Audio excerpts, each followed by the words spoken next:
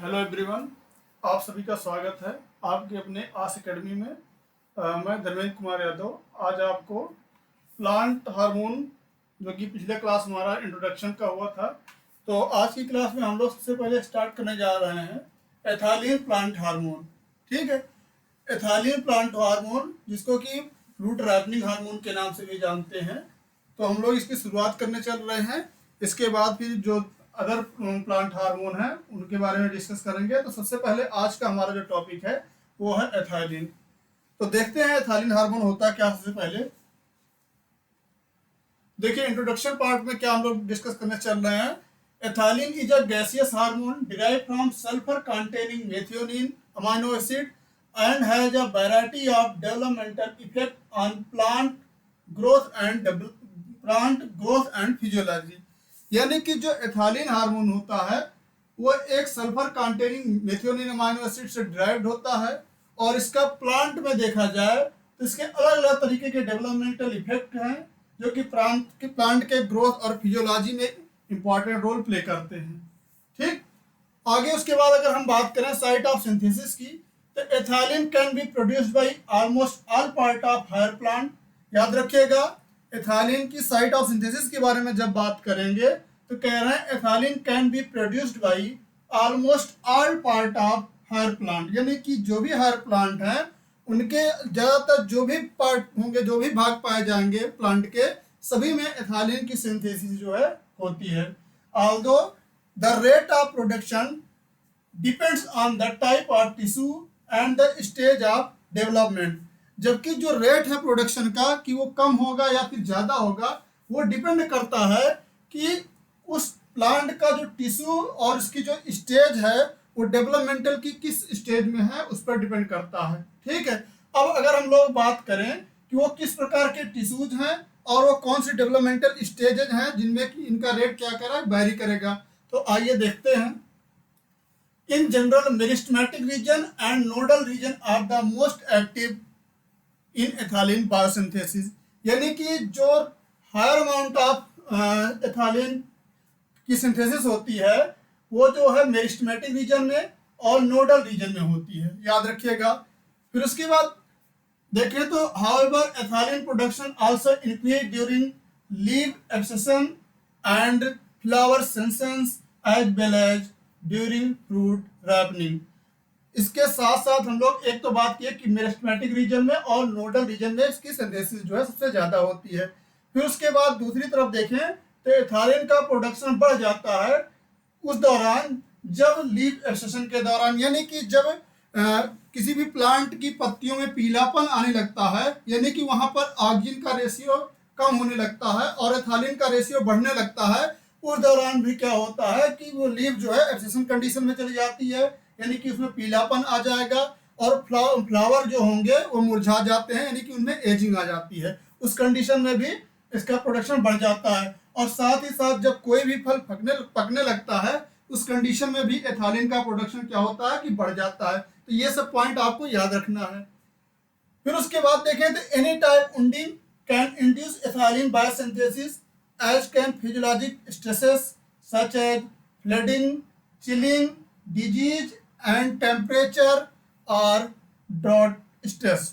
यानी कि कुछ और भी ऐसे फैक्टर हैं जिसके दौरान क्या होता है एथाइलिन की बायोसिंथेसिस होती है, जैसे कि किसी प्लांट में उंडिंग क्रिएट हो गई। ठीक है, साथ ही साथ अगर उसके फिजियोलॉजिकल स्ट्रेस उसमें आ गया, जैसे कि फ्लडिंग कंडीशन हो गई, चिलिंग कंडीशन हो गई, या फिर उस प्लांट में किसी प्रकार की डिजीज काज कर गई और टेम्परेचर उसका जो है बहुत ज़्यादा हो गया। अभी हम बताएंगे कितना ज़्यादा टेम्परेचर हो जाने से क्या होता है कि इसकी एथाइलिन की जो बायोसिंथेसिस है उस पर इफेक्ट पड़ता है। और साथ ही साथ अगर वहाँ पर सूखा जैसी कंडीशन हो जाती है तो उस कंडीशन में प्लांट में क्या होता है कि एथाइलिन की जो बायोसिंथेसिस होती है वो इंड्यूस हो जाती है।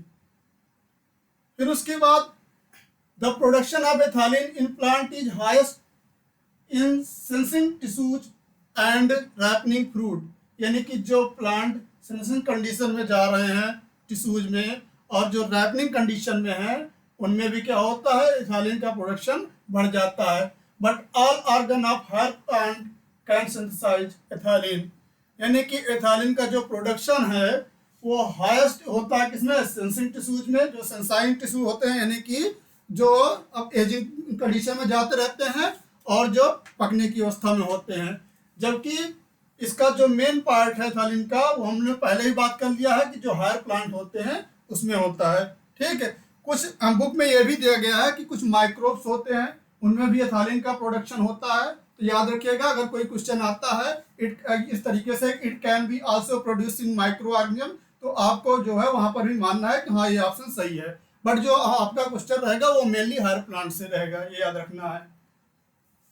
Ethylene is biologically active at very low concentration, यानी कि एथालीन, जैसे कि हम लोग पहले इंट्रोडक्शन में बात कर लिए हैं कि जो फाइटो हार्मोन होते हैं वो बहुत ही लेस अमाउंट में उनका प्रोडक्शन होता है और उसी कम अमाउंट में ही वो क्या करते हैं, ऐड करते हैं। साथ ही इसी तरीके से देखा जाए तो ethylene is a biological active at very low concentration, less than 1 part per litre something के आसपास इसका जो है प्रोडक्शन होता है, जो कि वो बहुत ही लो अमाउंट में जो है एक्टिव रहता है।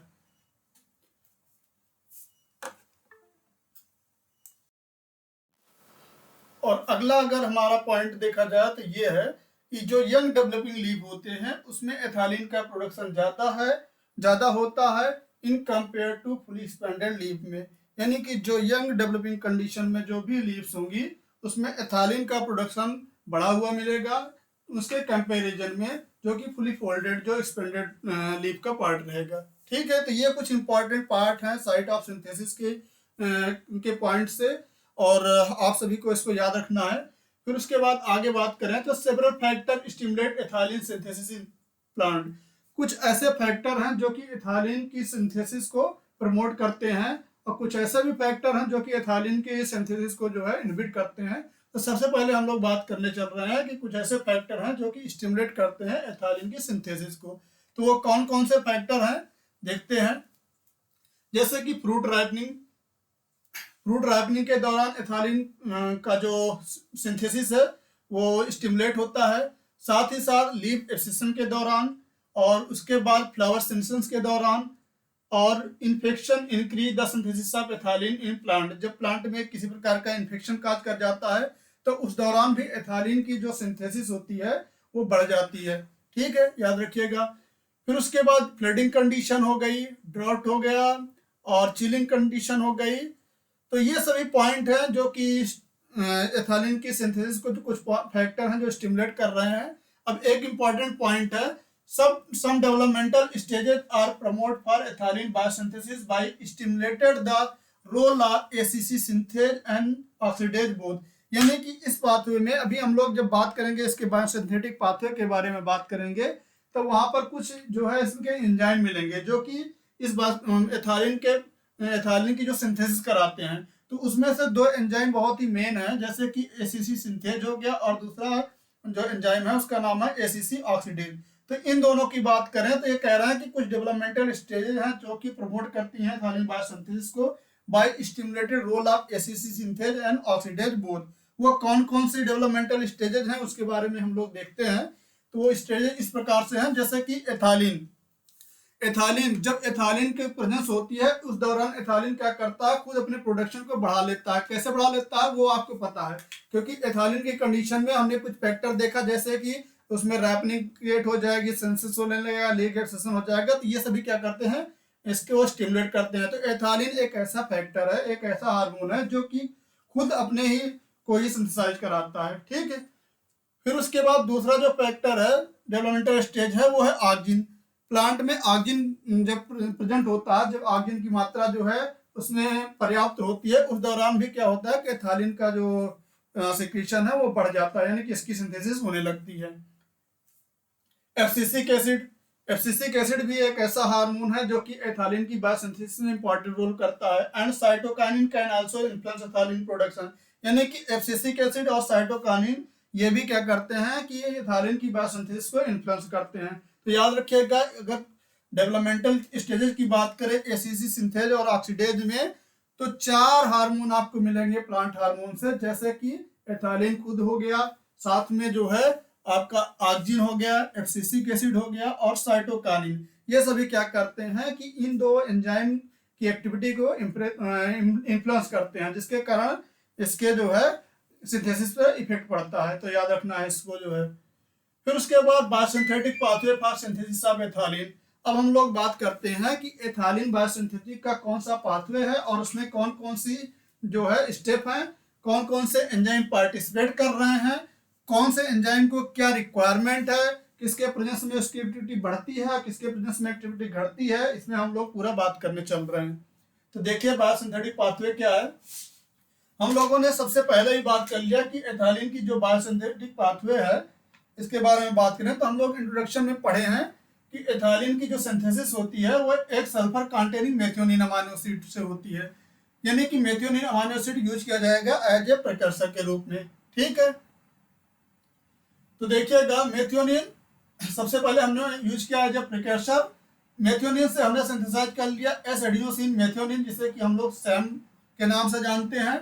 इस दौरान क्या होता है कि इन्वॉल्वमेंट होता है एटीपी का, और एटीपी जो है वो कन्वर्ट हो जाता है पीपीआई प्लस पीआई में, और एडोमेट सिंथेटेज ये एंजाइम है, ये मेथियोनिन को कन्वर्ट कर देगा एस एडिनोसिन मेथियोनिन में, यानी कि सैम में। इस तरीके से सैम की सिंथेसिस हो जाएगी। फिर उसके बाद दूसरे स्टेप में क्या होता है कि एक एंजाइम एसीसी सिंथेज है। एसीसी सिंथेज क्या करता है कि एज ए प्रिकर्सर यूज करता है एडिनोसिन मेथियोनिन को, यानी कि जो इसका सबस्ट्रेट हुआ एसीसी सिंथेज का वो है सैम। सैम को यूज करेगा एज ए सबस्ट्रेट और कन्वर्ट कर देगा 1 अमाइनो साइक्लोप्रोपेन 1 कार्बोक्सिलिक एसिड में, यानी कि सैम से जो है एसीसी सिंथेज ने एसीसी सिंथेसाइज कर लिया, क्योंकि इसका नाम ही है एसीसी सिंथेज। जब एसीसी सिंथेज नाम है यानी कि वो क्या कर रहा है कि सिंथेसिस करा रहा है। किसकी सिंथेसिस करा रहा है? एसीसी की करा रहा है। ये दूसरी स्टेप हो गई। अगले स्टेप में क्या होता है कि another enzyme are participated which are known as ACC oxidase। अब आएगा ACC oxidase। ACC oxidase क्या करता है कि ये यूज करता है ACC को एज ए सबस्ट्रेट और ACC को बदल देता है एथालीन में। इस दौरान क्या होता है कि एक मॉलिक्यूलर ऑक्सीजन की रिक्वायरमेंट होती है, यानी कि मॉलिक्यूलर ऑक्सीजन का इन्वॉल्वमेंट होगा। लास्ट स्टेप में ACC ऑक्सीडेज यूज करेगा और यहाँ से एक CO2 बाहर निकल जाएगा। तो इस तरीके से एथालीन की बायोसिंथेसिस हो जाती है। ये तीन इंपॉर्टेंट एंजाइम है, एडोमेट सिंथेटेज, एसीसी सिंथेज और एसीसी ऑक्सीडेज। एडोमेट सिंथेज को एटीपी की जरूरत है, जबकि एसीसी ऑक्सीडेज को मॉलिक्यूलर ऑक्सीजन की जरूरत है, और ये क्या करता है कि एक CO2 को बाहर निकालता है। तो याद रखना है। अब देखिए the biosynthesis of ethylene in plant occur through 2 step pathway starting from the amino acid methionine. कह रहे हैं कि जो बायोसिंथेसिस है एथालीन की प्लांट में वो 2 स्टेप पाथवे के द्वारा स्टार्ट होती है अमाइनो एसिड मेथियोनिन से। ठीक है, फिर उसके बाद the pathway involve the conversion of methionine to S adenosine methionine. तो इस पाथवे में क्या होता है कि मेथियोनिन को वही बदल दिया जाता है सैम में, देन सैम को बदल दिया जाता है एसीसी में, यानी कि इन दोनों स्टेप को कंसीडर किया जा रहा है एक ही स्टेप में, यानी कि एडोमेट सिंथेटेज और एसीसी सिंथेज को एक स्टेप में कंसीडर किया जा रहा है, जबकि दूसरा स्टेप जो है उसमें पार्टिसिपेट कर रहा है एसीसी ऑक्सीडेज। तो एक पॉइंट ये है, इसको याद रखिएगा। फिर उसके बाद कह रहे हैं कि एंड फाइनली एसीसी टू एथालीन, उसके बाद फाइनली एसीसी से जो है एथालीन का प्रोडक्शन हो जाता है। The process is crucial for various plant developmental process and stress response। ये जो प्रोसेस है ये क्रूशियल है अलग अलग तरीके के प्लांट डेवलपमेंटल प्रोसेसेस में और स्ट्रेस रिस्पांस में। अब ये देखिए मेथियोनिन का स्ट्रक्चर है। आपको अगर एक अमाइनो एसिड का आप स्ट्रक्चर देखते हैं तो उसकी अमाइनो एसिड के जो है लेफ्ट साइड में क्या है अमाइनो ग्रुप होता है, और राइट साइड में जो है कार्बोक्सिलिक ग्रुप होता है, और उसके ऊपर जो है हाइड्रोजन एटम होता है, और नीचे जनरली जो है आर चेन होती है, और आर चेन से जो है अदर जो भी एटम होते हैं वो पार्टिसिपेट करते हैं। तो अगर कार्बोक्सिलिक ग्रुप को मान लिया जाए तो वो कार्बन नंबर फर्स्ट होता है, बीच में जो सेंट्रल कार्बन होता है वो जो है दूसरा नंबर होता है, और ये जो तीसरा है आर चेन में 3 नंबर और 4 नंबर, यानी कि 3 और 4 नंबर का जो कार्बन है वो मेथियोनिन का जो है वो पार्टिसिपेट करता है एथालीन बायोसिंथेसिस में। आपसे क्वेश्चन पूछा जा सकता है कि जब हम कह रहे हैं कि एथालीन की बायोसिंथेसिस जो है मेथियोनिन अमाइनो एसिड से हो रही है, तो मेथियोनिन का कौन सा कार्बन नंबर है जो कि पार्टिसिपेट कर रहा है एथालीन बायोसिंथेसिस में? तो मेथियोनिन का जो कार्बन नंबर 3 और 4 है वो एथालीन की बायोसिंथेसिस में पार्टिसिपेट करता है, याद रखना है आपको। तो आपने ये बायोसिंथेटिक पाथवे पढ़ लिया। अब इसमें कुछ इंपॉर्टेंट पॉइंट हैं, वो आपको याद करना है। जैसे कि आपसे क्वेश्चन पूछा जा सकता है कि एथालीन बायोसिंथेटिक पाथवे में इमीडिएट प्रिकर्सर कौन है एथालीन का। तो एथालीन का जो इमीडिएट प्रिकर्सर है वो एसीसी होता है, याद रखिएगा। दूसरा क्वेश्चन आपसे ये पूछा जा सकता है कि एथालीन बायोसिंथेटिक पाथवे में रेट लिमिटिंग स्टेप कौन सी है। तो जो एसीसी ऑक्सीडेज है, यानी कि एसीसी से जो एथालीन का प्रोडक्शन हो रहा है, एसीसी ऑक्सीडेज क्या करता है, ये जो है रेट लिमिटिंग स्टेप कहलाता है। अगर इसकी सिंथेसिस क्या हो गई, अगर थोड़ा स्लो कर गई, यानी कि उसको मॉलिक्यूलर ऑक्सीजन स्लो रेट में मिल रहा है, पर्याप्त मात्रा में नहीं मिल पा रहा है, तो इसकी सिंथेसिस जो है एथालीन की वो उस पर प्रभाव पड़ेगा और वो स्लो हो जाएगी। साथ ही साथ ऑक्सीडेटिव डिकार्बोक्सिलेशन रिएक्शन की सिस्टम में होती है, तो ये भी एसीसी ऑक्सीडेज कराता है, क्योंकि ये सीधी सी बात है कि एक मॉलिक्यूलर ऑक्सीजन को क्या कर रहा है, कैरी कर रहा है और साथ में CO2 को बाहर निकाल रहा है। इस तरीके से ये स्टेप ऑक्सीडेटिव डिकार्बोक्सिलेशन रिएक्शन कहलाती है, याद रखना है। ठीक है, फिर उसके बाद आगे चलें अगर, तो अब देखिए ये दो एंजाइम जो इंपॉर्टेंट, हम लोग पहले भी कह रहे थे कि एसीसी सिंथेज और एसीसी ऑक्सीडेज बहुत ही इंपॉर्टेंट एंजाइम है इस पाथवे के, जिसके बारे में हमको डिटेल में पढ़ना है। तो अब देखें, अगर एसीसी सिंथेज की बात करें तो encoded by divergent multi gene family से ये इनकोड किए जाते हैं। और दूसरा इसका इंपॉर्टेंट पॉइंट है कि ये क्या करता है, catalyze conversion of SAM to ACC. ठीक है, ये सैम का कन्वर्जन कराता है, यानी कि ये सैम है एसिडिनोसिन मेथियोनिन, इसका कन्वर्जन करा दे रहा है इसमें एसीसी में। ठीक है, तीसरा पॉइंट क्या है कि several environmental factor such as fruit ripening, flower senescence और इंडोल एस्टिक एसिड यानी कि आक्जीन हो गया, एक्सपोजर टू ओजोन, अगर ओजोन से एक्सपोज हो रहा तब, या फिर कोई अलग तरीके का मैकेनिकल उंडिंग है, चिलिंग है, injury, drought, stress and flooding, ये सब क्या करते हैं कि सिंथेसिस को इंक्रीज कर देते हैं, क्योंकि इस कंडीशन में क्या होता है कि एसीसी सिंथेस की एक्टिविटी जो है वो बढ़ जाती है। तो ये सारे फैक्टर जो हैं आपको याद रखना है, जो कि एसीसी सिंथेस की एक्टिविटी को क्या करते हैं, बढ़ा देते हैं। याद रखना है कौन से फैक्टर हैं। अब दूसरे एंजाइम के बारे में हम लोग बात करें, जो दूसरा इसका एंजाइम है वो है एसीसी ऑक्सीडेज। अब अगर दोनों में कंपेयर करें कि दोनों में अंतर क्या है, तो ये याद रखिएगा कि जो एसीसी सिंथेज है ये डाइवर्जेंट मल्टीजीन फैमिली से बिलोंग करता है, जबकि एसीसी ऑक्सीडेज जो है ये भी मल्टीजीन फैमिली से बिलोंग करता है, बट इसके साथ डाइवर्जेंट टर्म नहीं लगा हुआ है। ठीक है, दूसरा इंपॉर्टेंट पॉइंट क्या है कि जो एसीसी सिंथेज है ये कन्वर्जन करा रहा है सैम का एसीसी में, सैम का एसीसी में कन्वर्जन करा रहा है, जबकि जो एसीसी ऑक्सीडेज होता है ये कन्वर्जन कराता है एसीसी का एथालीन में। ठीक, अब कुछ फैक्टर, जैसे बहुत सारे हम लोगों ने लिस्ट दे दिया फैक्टर की कि ये सारे फैक्टर हैं जो कि एसीसी सिंथेज की एक्टिविटी को इंक्रीज कर रहे हैं। तो कौन सा फैक्टर, हमारे सामने क्वेश्चन ये आता है कि आखिर वो कौन सा फैक्टर है जो कि एसीसी ऑक्सीडेज की एक्टिविटी को बढ़ाता है। तो उसमें आपको एक ही फैक्टर मिलेगा, यानी कि फ्रूट राइपनिंग कंडीशन, यानी कि फ्रूट राइपनिंग सिंथेज को भी क्या करता है, एक्टिव करता है, और साथ ही साथ ऑक्सीडेज को, यानी कि fruit ripening promote ethylene production. Fruit ripening के दौरान एसीसी ऑक्सीडेज की एक्टिविटी बढ़ जाती है, जिससे कि एथालीन का प्रोडक्शन होता है। ये सब याद रखिएगा। सारे फैक्टर आपको, बहुत सारे अगर फैक्टर की लिस्ट दे दिया जाए जो कि इसमें मेंशन है, तब आप एसीसी सिंथेज को मानिएगा कि ये उनका एक्टिवेटर है। बट अगर फ्रूट राइपनिंग की कंडीशन आ जाए तो उस कंडीशन में दोनों ऑप्शन हो सकते हैं, ये भी याद रखना है। ठीक, एक इंपॉर्टेंट पॉइंट है, नोट लगाकर हमने मेंशन किया है, इस पर ध्यान रखिएगा थोड़ा। एथालीन biosynthesis is an active process and require the involvement of ATP. Inhibition of ATP synthesis in plant also result in inhibition of ethylene synthesis.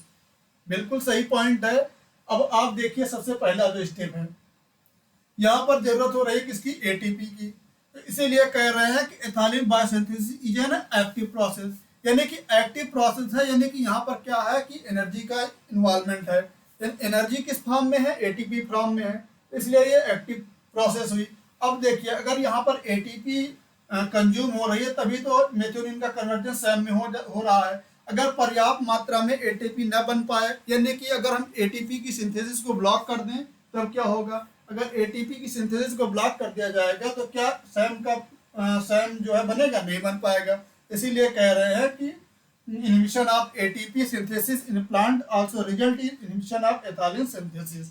इस तरीके से जो एथिलीन की सिंथेसिस है वो इनहिबिट हो जाएगी अगर एटीपी पर्याप्त मात्रा में प्लांट में सिंथेसाइज नहीं होगा तो। ठीक है, फिर उसके बाद इनहिबिशन ऑफ एथिलीन बायोसिंथेसिस, इस पाथवे को कैसे इनहिबिट किया जा सकता है ये याद रखिएगा। एक तो हमने बात किया कि एटीपी अगर पर्याप्त मात्रा में नहीं है, अगर एटीपी की सिंथेसिस को हम ब्लॉक कर दे रहे हैं तब उस कंडीशन में जो एथिलीन की बायोसिंथेसिस है वो रुक जाएगी, इनहिबिट हो जाएगी। और कौन कौन से इनहिबिटर हैं जो एथिलीन बायोसिंथेसिस को इनहिबिट करते हैं उसके बारे में अगर बात करें तो देखिए, अमाइनो ऑक्सी एस्टिक एसिड जिसे कि शॉर्ट फॉर्म में AOA कहते हैं, और दूसरा अमाइनो इथॉक्सी बिनाइल ग्लाइसिन जिसे कि AEBG कहते हैं। ये क्या करते हैं, inhibit the activity of ACC synthase. ये जो आपका तीसरा एंजाइम है एसीसी सिंथेज, इसकी एक्टिविटी को ब्लॉक कर देते हैं जिससे कि एथिलीन की बायोसिंथेसिस जो है वो सप्रेस हो जाती है। कौन कौन से, जैसे कि AOA जिसका पूरा नाम है अमाइनो ऑक्सी एस्टिक एसिड, और दूसरा AEVG यानी कि अमाइनो इथॉक्सी बिनाइल ग्लाइसिन। ये दो इंपॉर्टेंट पॉइंट हैं, आपको याद रखना है। साथ में टेम्परेचर की बात करें, अभी हम लोग बात ही कर रहे थे पिछले पॉइंट में कि कुछ टेम्परेचर ऐसे हैं जिन पर क्या होता है कि एथिलीन की सिंथेसिस जो है रुक जाती है। जैसे कि अगर temperature above more than 35 degree centigrade है, उस कंडीशन में भी क्या होता है कि एथिलीन की जो सिंथेसिस होती है वो सप्रेस हो जाती है। और साथ ही साथ कार्बन डाइऑक्साइड केटायन जिसे CO2 प्लस फॉर्म में लिखा जाता है, अगर ये भी प्रेजेंट है तो उस दौरान जो है एथिलीन की सिंथेसिस जो है वो इनहिबिट हो जाती है। कार्बन डाइऑक्साइड केटायन को दूसरे फॉर्म में भी क्वेश्चन में पूछा जा सकता है कि कोबाल्टस केटायन इसी को ही कहते हैं, कार्बन डाइऑक्साइड केटायन को ही कोबाल्टस केटायन कहते हैं। ये भी एसीसी ऑक्सीडेज एक्टिविटी को ब्लॉक करता है। इस तरीके से जो है एथिलीन की बायोसिंथेसिस जो है वो रुक जाएगी। तो इन दोनों एंजाइम की बायोसिंथेसिस, जो ये दोनों एंजाइम पार्टिसिपेट कर रहे हैं बायोसिंथेसिस में, इनकी एक्टिविटी को रोका जा सकता है। किसके किसके द्वारा रोका जा सकता है, एसीसी सिंथेज के केस में होगा तो AOA और AEVG दो जो है इनहिबिटर हैं। और एसीसी ऑक्सीडेज की बात करेंगे तो मोर देन अगर टेम्परेचर 35 डिग्री सेंटीग्रेड है और कोबाल्टस आयन यानी कि कार्बन डाइऑक्साइड केटायन है, तब जो है एसीसी ऑक्सीडेज एक्टिविटी इनहिबिट हो जाएगी। तो याद रखना है ये। फिर उसके बाद anaerobic condition, absence of oxygen suppress ethylene synthesis in plant by inhibiting the activity of ACC oxidase. अब देखिए यहाँ पर एसीसी ऑक्सीडेज का एक और इनहिबिटर है। अगर हम ऑक्सीजन ही ना दे तो, क्योंकि यहाँ पर मॉलिक्यूलर ऑक्सीजन की जरूरत हो रही है और मॉलिक्यूलर ऑक्सीजन जब यहाँ पर कंज्यूम हो रही है तो CO2 बाहर निकल रही है। अगर हम एनारोबिक कंडीशन कर दें, वहां पर ऑक्सीजन की अनुपस्थिति कर दें, तो उस कंडीशन में क्या होगा, तो ये यदि मॉलिक्यूलर ऑक्सीजन नहीं होगी, वहां पर एनारोबिक कंडीशन होगा, उस कंडीशन में भी एथिलीन का जो प्रोडक्शन है, एथिलीन की जो बायोसिंथेसिस है वो रुक जाएगी। ठीक है, तो याद रखना है आपको। कुछ इंपॉर्टेंट पॉइंट हैं जैसे कि silver suppress ethylene response by binding to ethylene receptor and blocking their conformational changes. जब एथिलीन की बायोसिग्नलिंग स्टार्ट होती है उस कंडीशन में क्या कह रहा है कि अगर सिल्वर को जो है एथिलीन की बाइंडिंग साइड पर जो है सिल्वर को रख दिया जाए, वहां पर ला करके बाइंड करा दिया जाए, तो उस कंडीशन में भी जो उसका कन्फर्मेशन होता है वो चेंज नहीं होता, जिससे कि एथिलीन की जो बायोसिंथेसिस है या कहें कि जो सिग्नल है वो कन्वे नहीं हो पाएगा और एथिलीन का प्रोडक्शन जो है रुक जाएगा। Most of the effect of ethylene can be antagonized by specific ethylene inhibitor. और जैसे कि सिल्वर आयन हो गया Ag+ फॉर्म में applied as a silver nitrate AgNO3 और एज सिल्वर थायोसल्फेट AgH2O3 और potent inhibitor of ethylene action. ये भी याद रखना है। कुछ इनहिबिटर हैं जैसे कि सिल्वर आयन हो गया, सिल्वर नाइट्रेट हो गया और सिल्वर थायोसल्फेट, ये सभी भी एथिलीन की जो बायोसिंथेसिस है उस पर इफेक्ट डालते हैं, तो ये भी आपको याद रखना है। Silver is a very specific, the inhibition it causes can not be induced by any other metal ion. अगर यदि सिल्वर के द्वारा अगर ब्लॉक कर दिया गया, इनहिबिट कर दिया गया, तो कोई भी अगर जो भी मेटल है उनसे अगर हम ट्रीट किया जाता है, उसके अगर सोचे कि हम उसको फिर से क्या करें कि उसके जो इनिबिशन प्रोसेस है उसको रिवर्स कर सकें, तो वो रिवर्स नहीं होगी, यानी कि जो ये जो है इंड्यूस नहीं हो पाएगा, याद रखिएगा। Carbon dioxide at higher concentration, अगर कार्बन डाइऑक्साइड का कंसंट्रेशन ज़्यादा है तो उस कंडीशन में क्या होगा कि range of 5 to 10% also inhibit many effect of ethylene, बहुत सारे एथालीन के इफेक्ट को ये भी प्रभावित करता है अगर कार्बन डाइऑक्साइड का कंसंट्रेशन जो है बढ़ गया है, जैसे कि 5 से 10%। तो ये सारे एथालीन बायोसिंथेसिस पाथवे को इनहिबिट करने के जो है बहुत सारे फैक्टर थे, बहुत सारी स्टेप जो हमने बात किया, आपको याद रखना है। फिर एथालीन बायोसिग्नलिंग आती है। एथालीन बायोसिग्नलिंग की अगर बात करें हम लोग, तो जो एथालीन बायोसिग्नलिंग ये बहुत इंपॉर्टेंट है और इससे लगातार क्वेश्चन आते हैं, क्वेश्चन प्रीवियस ईयर में भी आए हुए हैं, आपको याद रखना है। तो चलिए स्टार्ट करते हैं। The cellular effect of ethylene is mediated by receptor located in the ER membrane and belong to two component histidine kinase family. बहुत ही इंपॉर्टेंट पॉइंट लिखी हुई है, आपको याद रखना है। कह रहे हैं कि जो एथालीन की सिग्नलिंग है, ये एथालीन का जो इफेक्ट है वो mediated by receptor located on ER membrane, यानी कि जो एथालीन का रिसेप्टर है उसकी लोकेशन जो है ईआर मेम्ब्रेन पर होती है, पहला इंपॉर्टेंट पॉइंट। दूसरा इंपॉर्टेंट पॉइंट ये है कि इसकी जो सिग्नलिंग सिस्टम है वो बिलोंग करता है two component histidine kinase family से। अब टू कंपोनेंट की बात करें तो आप याद रखिएगा, टू कंपोनेंट सिस्टम जो है बैक्टीरिया में भी पाया जाता है और प्लांट में भी पाया जाता है, ठीक है। उसमें क्या होता है कि एक जो है लिगांड बाइंडिंग डोमेन होता है और दूसरा जो है रिसीवर डोमेन होता है, ठीक, रिस्पॉन्स रेगुलेटर जिसे बोलते हैं, जो है ये दो डोमेन होते हैं। तो इसी तरीके से कुछ कहानी इसकी भी है। तो इम्पॉर्टेंट पॉइंट तो आपके लिए यही है कि जो इसका इसका जो रिसेप्टर है वो कहाँ पर पाया जा रहा है, ईआर मेम्ब्रेन पर, ठीक। दूसरा जो है ये किस फैमिली से बिलोंग कर रहा है, two component histidine kinase family से, ये भी आपको याद रखना है। फिर उसके बाद आगे चले, इंपॉर्टेंट पॉइंट क्या है, two component histidine kinase receptor are found in prokaryote and plant, हमने बात किया ही।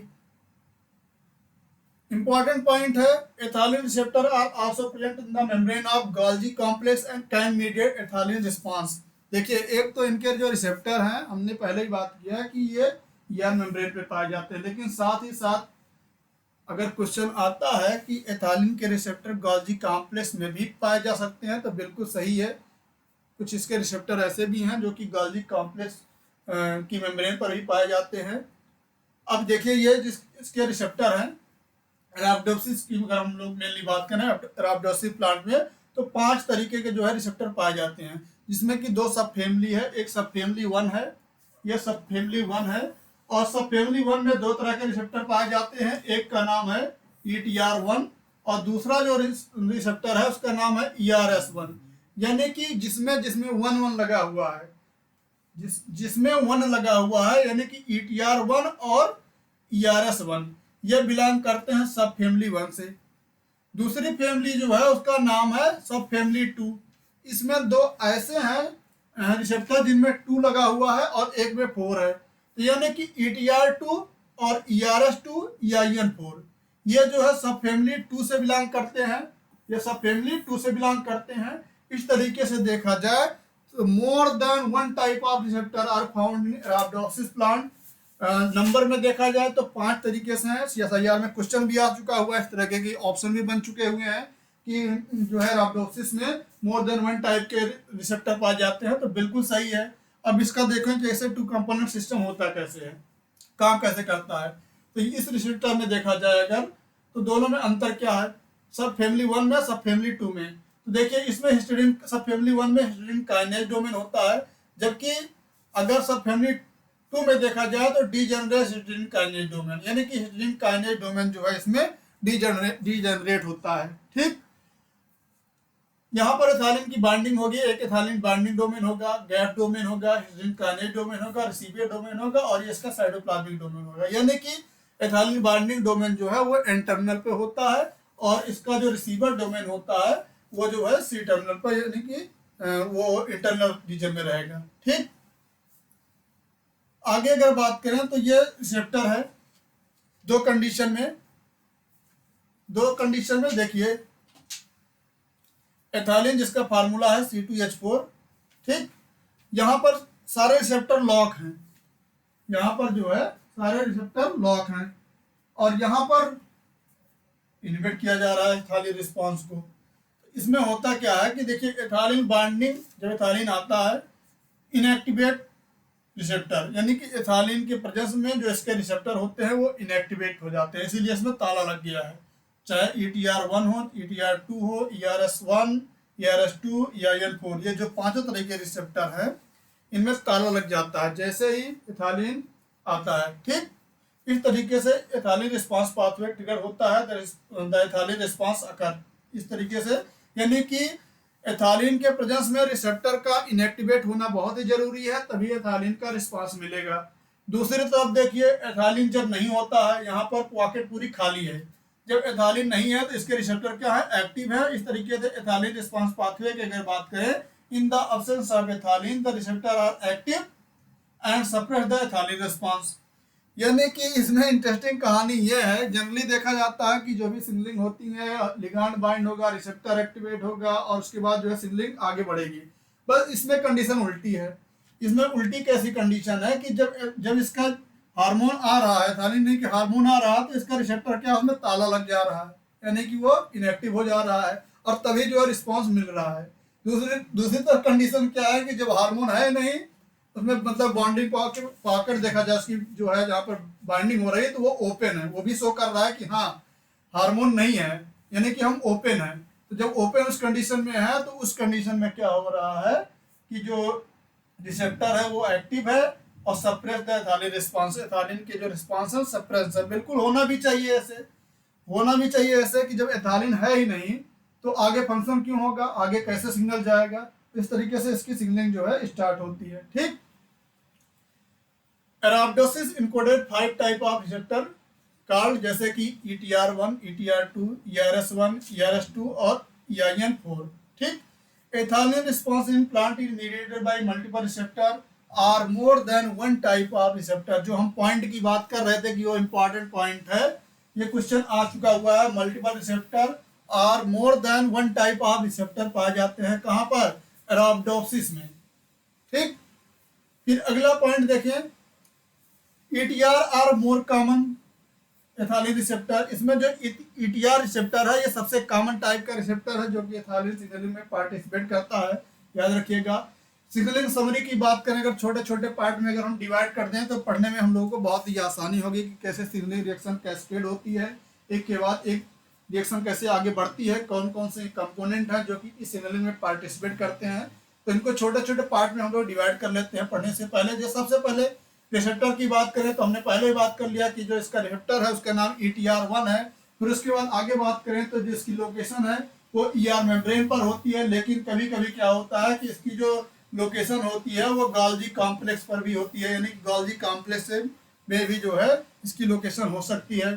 फिर आगे बात करें फैमिली, इसका रिसेप्टर किस फैमिली से बिलोंग करता है, तो वो 2 कंपोनेंट हिस्टिडीन का फैमिली है, यह भी याद रखना है। अगला पॉइंट याद करें तो निगेटिव रेगुलेटर इसके कौन कौन से हैं, तो वो CTR1 काइनेज है। इन CTR1 काइनेज, इसका मतलब होता है कॉन्स्टिट्यूटिव ट्रिपल रिस्पांस 1। ये काइनेज है, ये क्या करता है, एथालीन के रिस्पांस को, एथालीन के सिग्नलिंग को आगे बढ़ने नहीं देता है, यानी कि ये इसका क्या है, निगेटिव रेगुलेटर है, याद रखिएगा। फिर उसके बाद सेकेंडरी मैसेंजर कौन कौन से हो सकते हैं, जैसे कि EIN2 हो गया और EIN3 हो गया। ये क्या करते हैं, सेकेंडरी मैसेंजर क्या होते हैं, सेकेंडरी मैसेंजर जनरली क्या करते हैं कि जो प्राइमरी मैसेंजर होता है वो अपना सिग्नल देता है, देन उसके बाद सेकेंडरी मैसेंजर क्या करते हैं, आगे उस रिएक्शन को परफॉर्म करते हैं और फाइनली जो है वो कन्वे करते हैं सिग्नल को, जब तक कि सिग्नल कंप्लीट नहीं हो जाता, ठीक। यानी कि वो बीच का एक वाहक की तरह कार्य करता है। तो वो EIN2 और EIN3 है। फिर कौन कौन से ट्रांसक्रिप्शन फैक्टर हैं, जैसे कि ERF1, EIN3 भी जनरली ट्रांसक्रिप्शन फैक्टर में कंसीडर किया जाता है, लेकिन जो मोस्ट कॉमन है ERF1 है, क्योंकि ERF1 ही है ऐसा ट्रांसक्रिप्शन फैक्टर जो जाकर DNA की साइट पर बाइंड करता है और एथालीन के रिस्पांस को ट्रिगर करता है। तो ये कुछ इंपॉर्टेंट पॉइंट थे जिनको सबसे पहले आपको याद रखना है ताकि आगे की सिग्नलिंग में पढ़ने में आसानी हो सके, ठीक। अब देखिएगा, ऑर्गेनाइजेशन ऑफ फंक्शनल एथालीन रिसेप्टर, जिसे कि नाम दे रहे हैं क्या, ETR1। बार बार देखिए हम लोग नाम दे रहे हैं ETR1 क्योंकि मोर कॉमन है, हमने पहले ही बात कर चुके हैं। एक functional ethylene receptor is a dimer. कैसा है? डाइमर है। एथिलीन कैसा रिसेप्टर है? डाइमर है। Which is organize in 3 domain. कितने डोमेन में ऑर्गेनाइज है? 3 डोमेन में ऑर्गेनाइज है। कौन कौन सा डोमेन है? सबसे पहला डोमेन एन टर्मिनल डोमेन, दूसरा डोमेन का नाम है histidine domain, histidine kinase domain, और तीसरा जो डोमेन है वो है रिसेप्टर डोमेन, जिसे या फिर रिसीवर डोमेन। ठीक, ये रिसेप्टर की जगह पर रिसीवर डोमेन है, इसको करेक्ट कर लीजिएगा। रिसीवर डोमेन है ये रिसीवर डोमेन है, रिसीवर डोमेन है तीसरा। अब देखिए इसकी सिग्नलिंग कैसे स्टार्ट होती है। सबसे बाहर यानी कि ये ER ल्यूमेन पार्ट है और ये ER मेम्ब्रेन है, और सबसे नीचे जो देखा जाए तो ये साइटोप्लाज्मिक पार्ट है। एथिलीन की जो बाइंडिंग होती है वो एन टर्मिनल पर यानी कि ER ल्यूमिनर रीजन में होती है। ठीक, और उसके बाद साइटोप्लाज्मिक रीजन पर जो है वो 2 डोमेन पाए जाते हैं। एक का नाम है हिस्टीडीन काइनेज डोमेन। ठीक, तो एक एन टर्मिनल डोमेन है जो कि ER ल्यूमेन साइट पर पाया जा रहा है, और उसके बाद फिर ER मेम्ब्रेन है, और 2 डोमेन जो है साइटोप्लाज्मिक फेस पे हैं, जिसका नाम है एक का हिस्टीडीन काइनेज डोमेन और अगला जो डोमेन है वो रिसीवर डोमेन है।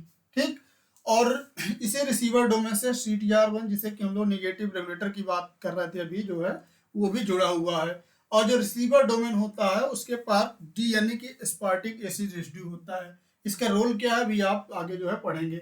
और यहाँ पर आपको कॉपर दिखा रहा है, यहाँ पर एक कॉपर पाया जाता है।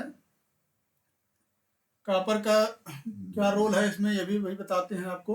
अब देखिए ये कॉपर है, कॉपर क्या करता है, इसकी बाइंडिंग जो होती है उसमें पार्टिसिपेट करता है, और आगे अभी हम लोग इसकी डिटेल में पढ़ेंगे। तो ये अभी हम लोग जनरली बात कर रहे थे रिसेप्टर कैसे होता है, जो है इसमें कितने डोमेन होते हैं। तो ये आपको पता चल गया कि ER ल्यूमिनल साइड पर जो है क्वेश्चन ये भी पूछा जा सकता है। 3 तरीके के डोमेन है। एक तो क्वेश्चन ये हो गया कितने डोमेन होते हैं, 3 हो गया।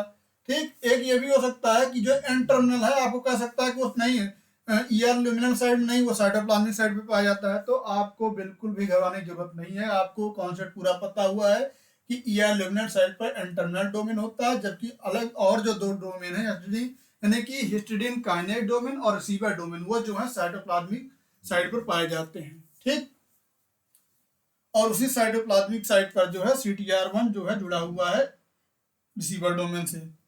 आगे बात करें कुछ और इसमें प्रोटीन पाई जाती हैं, जैसे कि EIN2 की बात करें हम लोग।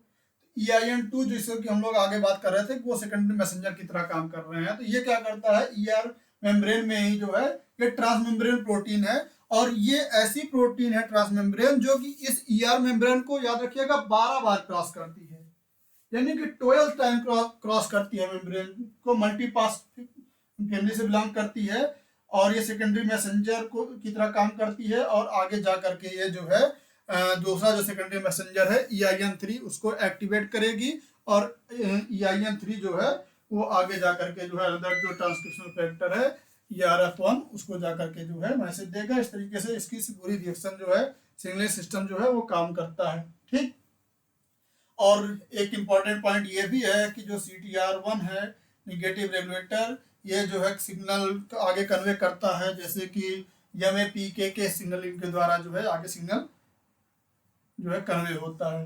ठीक, structural organization of ethylene receptor, कैसे इसका स्ट्रक्चर का ऑर्गेनाइजेशन होता है तो ये याद रखिएगा। देखिए हम लोग पहले भी बात किए कि जो एथिलीन का रिसेप्टर है वो कैसा है, डायमेरिक है, और कंसिस्ट है 2 ट्रांसमेम्ब्रेन ETR सब यूनिट का, जो कि क्रॉस कर रहा है मेम्ब्रेन को 3 बार, मेम्ब्रेन को 3 बार क्रॉस कर रहा है कौन, ETR।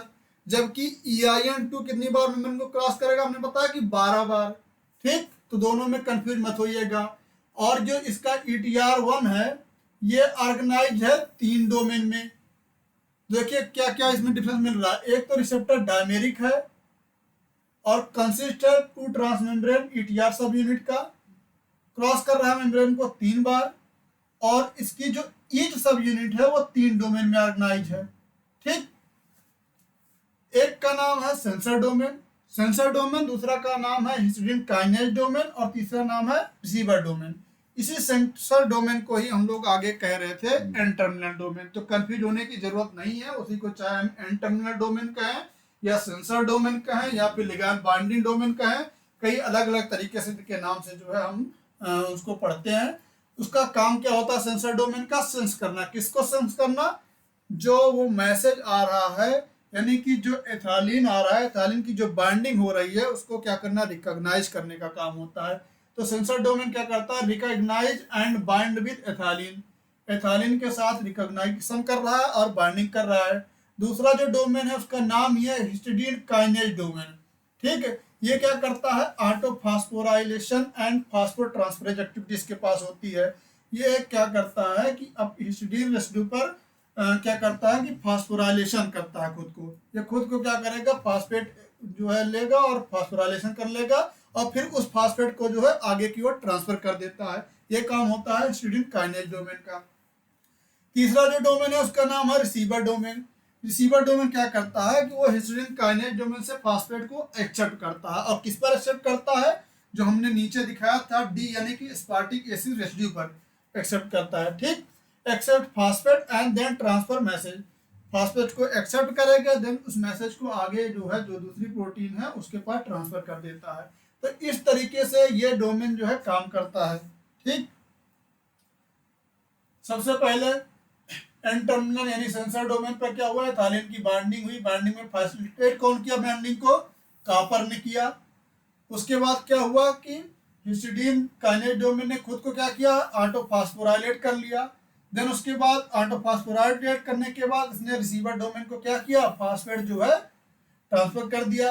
रिसीवर डोमेन ने एस्पार्टिक एसिड पर जो है फास्फोराइलेशन होने के बाद ये फास्फेट को एक्सेप्ट किया और आगे फास्फेट को जो है ट्रांसफर कर दिया।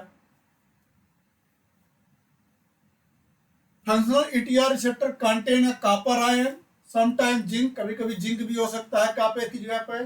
That increase receptor binding for ethylene affinity. जो ये हम लोग कॉपर यहाँ पर दिखा रहे हैं, ये कॉपर क्या करता है कि जो एथालीन के उसके रिसेप्टर के साथ बाइंडिंग होती है उसको इंक्रीज कर देता है। और कभी कभी जब कॉपर नहीं होता है तो उस जगह पर जो है जिंक आता है और वो भी इसकी जो बाइंडिंग एफिनिटी है उसको इंक्रीज करने में मदद करता है। ठीक, copper assembly with ethylene receptor is mediated by RAN1G protein। RAN1G protein एक होती है, रैन प्रोटीन, वो पार्टिसिपेट करती है कॉपर की असेंबली में।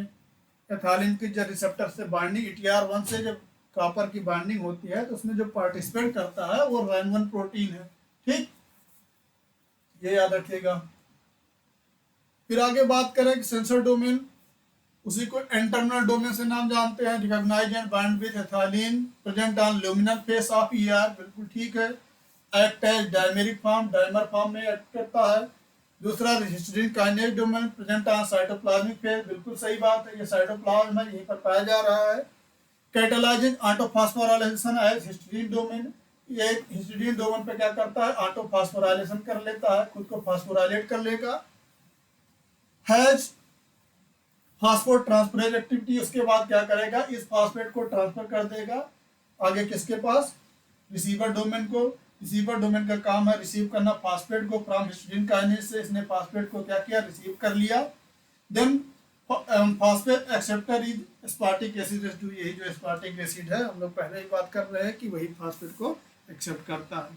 ठीक है, the carboxylic half of the ethylene receptor यानी ETR की बात करें, contain a domain homologous to histidine kinase catalytic domain. कह रहे हैं जो ETR1 है, ये इंपॉर्टेंट पॉइंट है, याद रखिएगा। इंपॉर्टेंट पॉइंट जो है इसमें है, ये कह रहा है कि जो ETR1 है contain a domain homologous to histidine kinase catalytic domain, जो कि बैक्टीरिया में पाया जाता है, उसी के होमोलॉगस होता है। बिल्कुल सही है, आप लोग पढ़ भी रहे हैं अभी जो है histidine kinase domain. This domain along with a response regulator domain is found in bacterial two component signaling system। वही पॉइंट मिला आगे आकर के जो है आपको।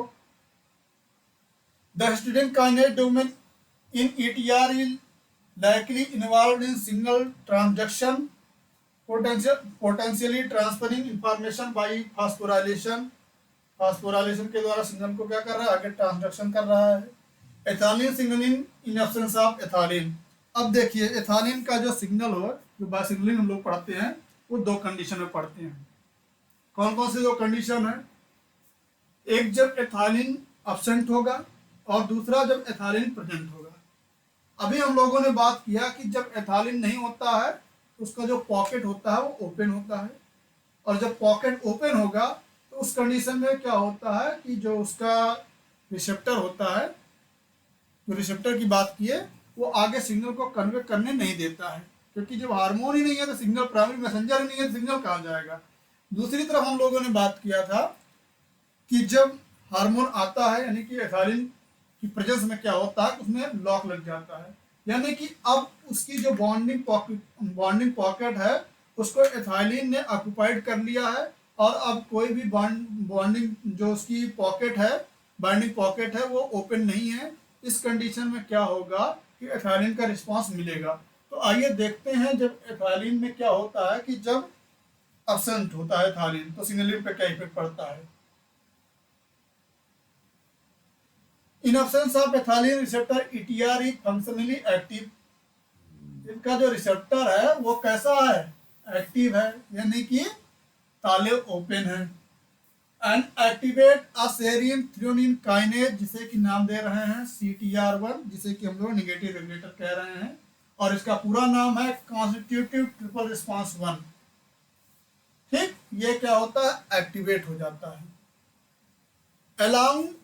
allowing CTR1 to phosphorylate EIN2, यानी कि जो ट्रांसमेम्ब्रेन प्रोटीन है जो सेकेंडरी मैसेंजर की तरह काम कर रही है, उसको ये क्या कर दे रहा है, फॉस्फोराइलेट कर दे रहा है।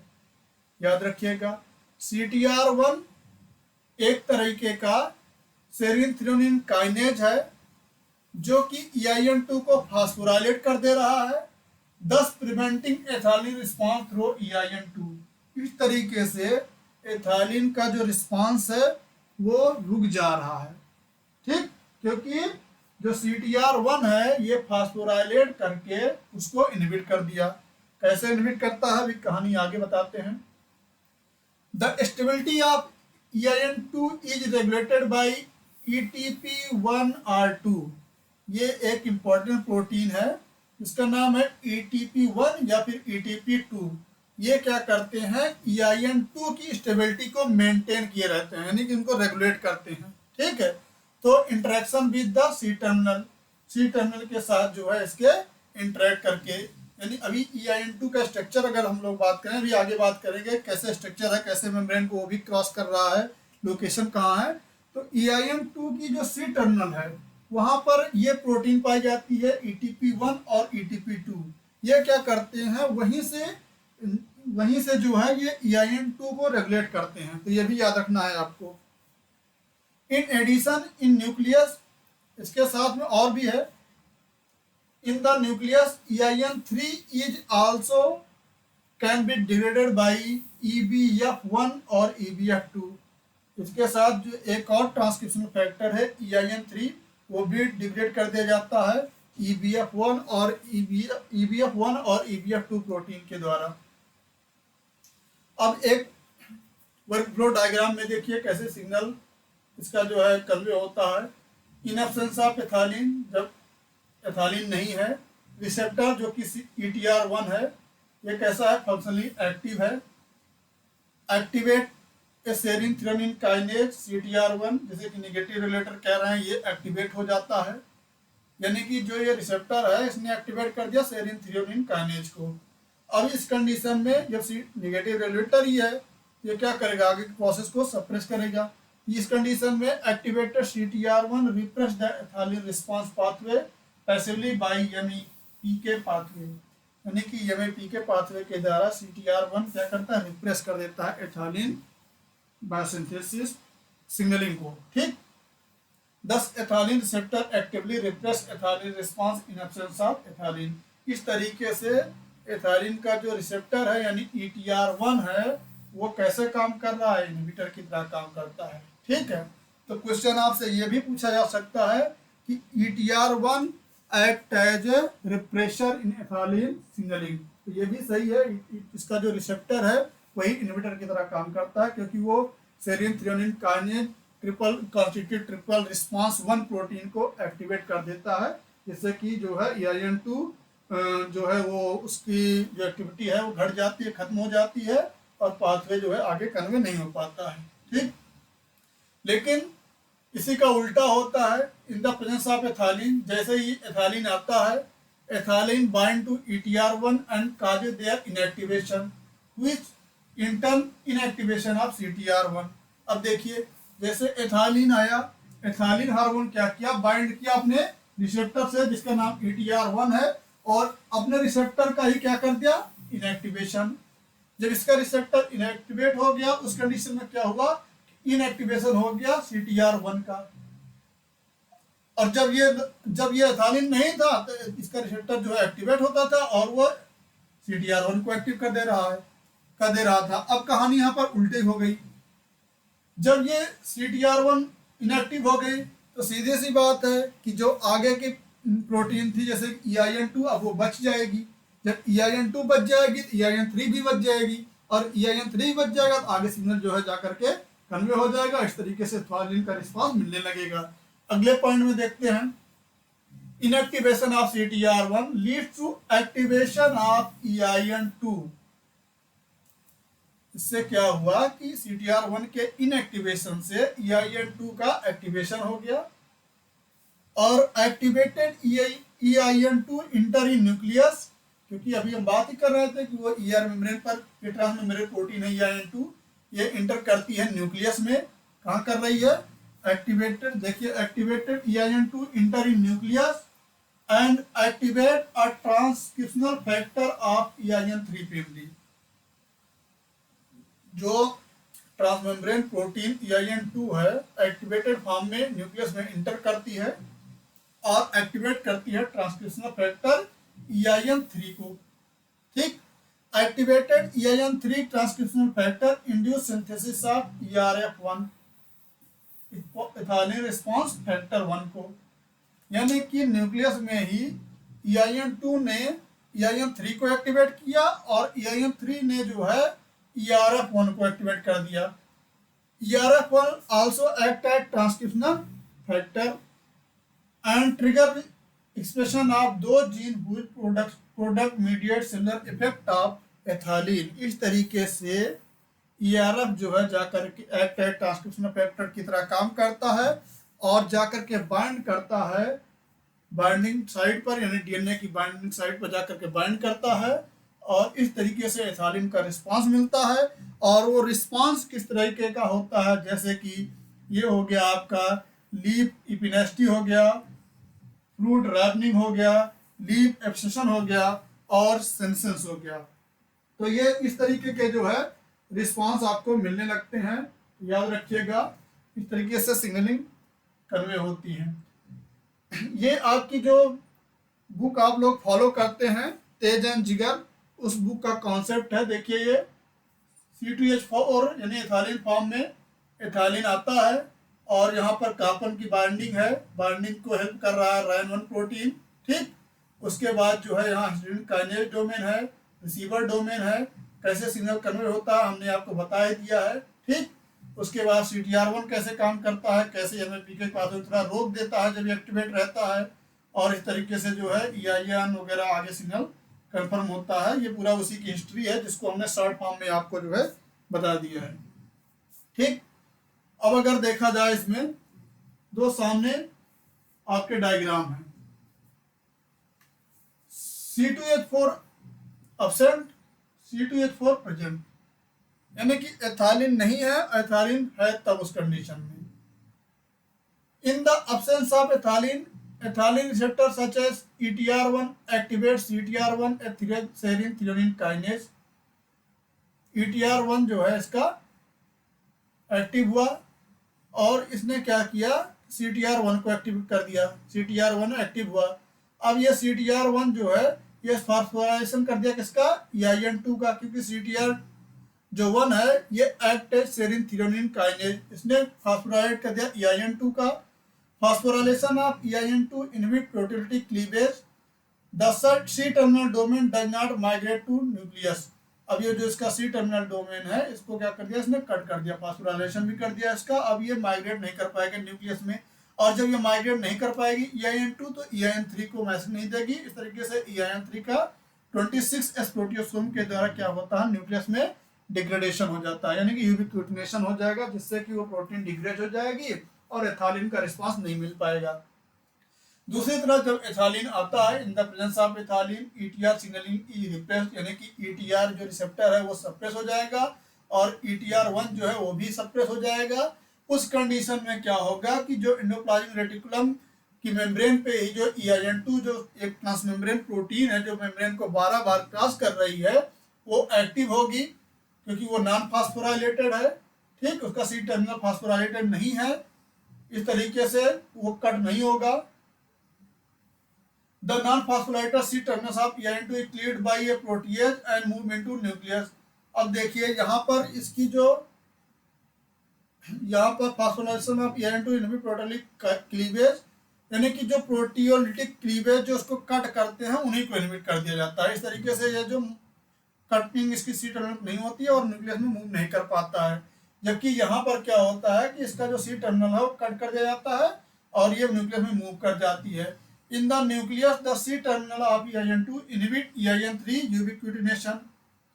अब जब न्यूक्लियस में आ गई प्रोटीन EIN2 जो है ये क्या करता है कि जो EIN3 का यूबिक्विटिनेशन है 26S प्रोटियोसोम से उसको ये रोक देता है, और जब इसका यूबिक्विटिनेशन नहीं हो पाता है तो उस कंडीशन में क्या होता है कि EIN3 जो है एक्टिवेट कर देता है ERF1 को। इस तरीके से एथालिन का रिस्पांस जो है मिलने लगता है। तो ये एथालिन की सिग्नलिंग थी, कैसे in the presence of ethylene hormone और in the absence of ethylene hormone इसकी सिग्नलिंग कैसे कन्वे होती है, ये आपने पढ़ा। अब फंक्शन ऑफ एथालिन, जब एथालिन जो है काम करने लगा, सिग्नल उसका परफॉर्म हो गया, तो उस कंडीशन में क्या होता है कि कौन कौन से फंक्शन हैं एथालिन के वो परफॉर्म होते हैं। जैसे कि एथालिन क्या करता है, इंड्यूस फ्रूट रैपनिंग, फलों को पकाने में इंपॉर्टेंट रोल प्ले करता है, इसीलिए इसे फ्रूट रैपनिंग हार्मोन के नाम से भी जानते हैं। Fruit ripening is a natural process during which fruit become edible, sweeter, softer, colourful and aromatic. It is regulated mainly by the plant hormone ethylene. यानी कि जो फ्रूट रैपनिंग जो है वो एक प्रकार की नेचुरल प्रोसेस है। इस दौरान क्या होता है, फ्रूट बिकम्स एडिबल हो जाते हैं और स्वीटर हो जाते हैं, सॉफ्टर हो जाते हैं, कलरफुल हो जाते हैं और एरोमेटिक हो जाते हैं, और ये सभी जो कंडीशन है वो किसके द्वारा होता है, एथालिन के द्वारा होता है। ठीक, आपको एक टेबल फॉर्म में इस तरह दिया जा रहा है, एक फ्रूट टाइप है, यहाँ पर एग्जाम्पल है, यहाँ पर कैरेक्टरिस्टिक है उसके। कुछ एग्जाम्पल ऐसे हैं फ्रूट्स के जो कि क्लाइमेट्रिक इफेक्ट, क्लाइमेट्रिक कैटेगरी में रखे जाते हैं, क्लाइमेट्रिक फ्रूट उनको कहते हैं। जैसे कि बनाना हो गया, मैंगो हो गया, टोमेटो हो गया, ये फल ऐसे हैं जिनको क्लाइमेट्रिक फ्रूट कहते हैं, और ये जो जिस प्रकार का इफेक्ट शो करते हैं उसे क्लाइमेट्रिक इफेक्ट कहते हैं। अभी आपको हम बताएंगे ये क्या होता है, यहाँ से भी क्वेश्चन पूछा जा चुका हुआ है। ठीक, इसका कैरेक्टरिस्टिक फीचर क्या है, ripen rapidly in response to ethylene. जैसे ही एथालिन आता है ये फलों को जल्दी से क्या करते हैं, पकाने लगते हैं। ठीक, नॉन क्लाइमेटिक फ्रूट में आते हैं आपके ग्रेप्स हो गए, ऑरेंज हो गए, लेमन हो गए, यानी कि ग्रेप्स, ऑरेंज और लेमन ये आते हैं नॉन क्लाइमेटिक फ्रूट में।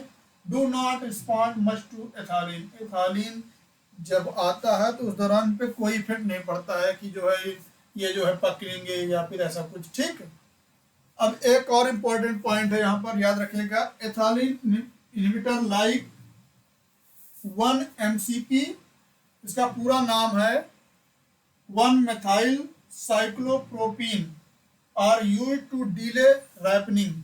यानी कि अगर किसी फल को पकने से रोकना है, रोकना ना कह सके, अगर उसको थोड़ा डिले कर देना है, कि जैसे कि मान लीजिए कोई फल है, आपको लगता है कि ये 8-10 दिन में पक जाता है, ठीक है, अगर उस प्रोसेस को आपको बढ़ाना है, डिले करना है उस प्रोसेस को, जो है कि ना पके, वो जो है थोड़ा लेट पके, तो उस कंडीशन में यूज किया जाता है 1-MCP। ये क्या कर देता है कि जो फलों की जो पकने की प्रोसेस है उसको जो है स्लो कर देता है। ठीक।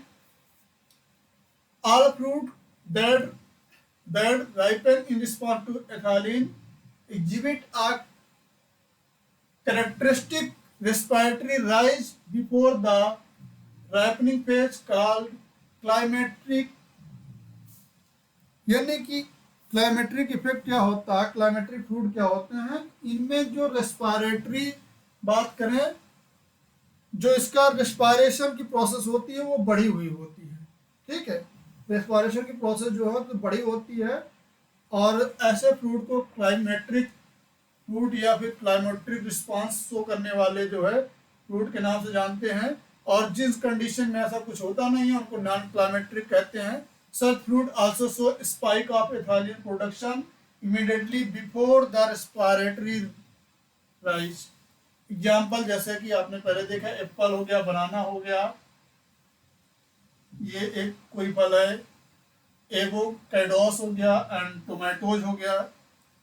Fruit such as citrus fruit and grapes do not exhibit respiration, आपने पहले ही पढ़ लिया है। And ethylene production rise and are called non climacteric fruit. ठीक, तो ये क्लाइमेट्रिक और नॉन क्लाइमेट्रिक इफेक्ट थे, ये भी आपने देख लिया। फिर उसके बाद अगला जो इसका इफेक्ट देखें तो एथिलीन का जो इपिनेस्टी, इसमें क्या होता है कि इपिनेस्टी is the abnormal downward curvature of leaves और stems caused by unequal growth where the upper side elongate more than the lower side। देखिए, लीफ इपिनेस्टी में क्या होता है कि जो लीफ होती है उसकी बेंडिंग हो जाती है टुवर्ड्स द डाउनवर्ड की तरह, क्योंकि पेटियोल पे ग्रोथ हो जाती है और वो जो लीफ है वो नीचे की ओर जो है ऐसे कर्व कर जाती है। ठीक है, तो उसे लीफ इपिनेस्टी कहते हैं। The downward curvature of leaves that occur when the upper adaxial side of the petiole grow faster than the lower side, key term है इपिनेस्टी। वही बात कर रहे हैं कि जो पेटियोल रीजन है वो एडेक्टियर रीजन पर ग्रोथ तेजी के साथ हो जाती है इन कंपेयर टू जो अबैक्सियल रीजन पर लोअर साइड में। ठीक, तो उसे लीफ इपिनेस्टी कहते हैं। जैसा कि ये आपको प्लांट में दिख रहा है, इसके ऊपर पार्ट पे ग्रोथ ज्यादा हो गई है और पत्ती क्या हो गई है कि नीचे की ओर झुक गई है, बेंड कर गई है। ये कंडीशन जो है लीफ इपिनेस्टी कराती है। ये भी एक इम्पॉर्टेंट जो है फंक्शन है एथिलीन का। Ethylene and high concentration of oxygen, ये देखिए, ethylene and high concentration of oxygen induce इपिनेस्टी and it has now been stabilized the oxygen as indirectly by inducing ethylene production।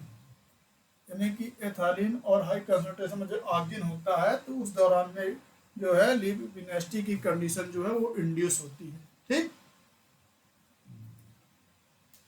Ethylene induce leaf and flower abscission.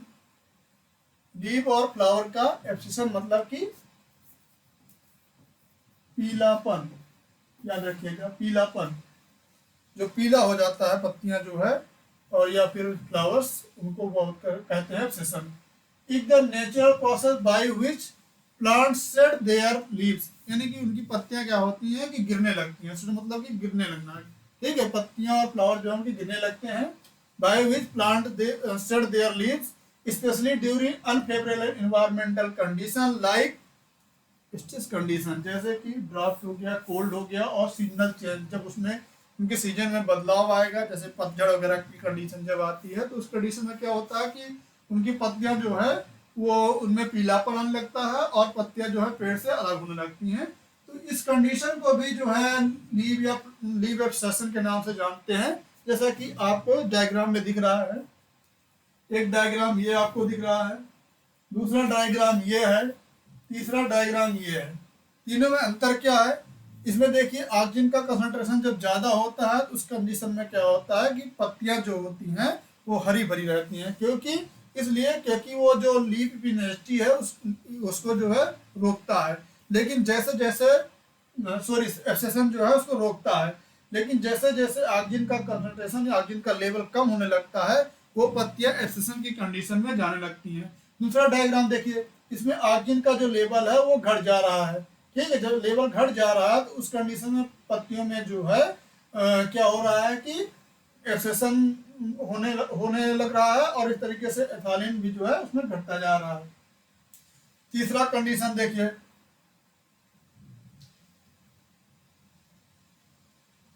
हाँ, reduction in arginine from the leaf increase ethylene production and ethylene sensitivity in the abscission zone which trigger the shedding phase। हाँ, इसमें important point ये है कि यहाँ पर जो है आर्जिन का लेवल कम होता जा रहा है, जिससे कि एथालीन का लेवल जो है इसमें बढ़ जा रहा है, और यही एथालीन जो है वो लीफ एब्सेशन करा रहा है। तीसरा जो लीफ आपको दिख रही है ये एकदम ही येलो हो गई है, और ये जो उसका स्टेम पार्ट है, ठीक है, प्लांट से वो लीफ जो है अलग हो गई है। क्यों अलग हो गई है? क्योंकि इसमें ऑक्सीजन जो है वो एकदम ही खत्म हो गया है, और इसमें जो एथालीन का प्रोडक्शन है वो बहुत ही ज़्यादा मात्रा में बढ़ गया है, और वह एथालीन यहाँ पर एब्सेशन करा दिया है।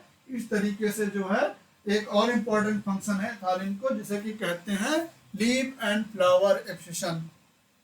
अगला इम्पॉर्टेंट जो फंक्शन है वो है ethylene induce leaf and flower senescence मतलब होता है बुढ़ापा, यानी कि एजिंग। एजिंग की जो प्रोसेस होती है वो भी एथालीन कराता है। Refer to aging and eventual death of flower, it is natural genetically regulated process that occur after pollination or due to aging, stress, environmental signal। इस कंडीशन में भी वही सेम कहानी हो रही है। पहले प्लांट जो है वो ग्रीन है, हरा भरा हुआ है, उसके बाद धीरे धीरे इसमें पीलापन आ रहा है। पीला यानी कि देखिए सबसे पहले प्लांट एकदम हरा भरा हुआ है, ठीक है, इसमें यानी कि एथालीन का लेवल अगर इस लीफ में देखा जाए तो इसमें एथालीन का लेवल जो है बहुत ही कम है, ठीक।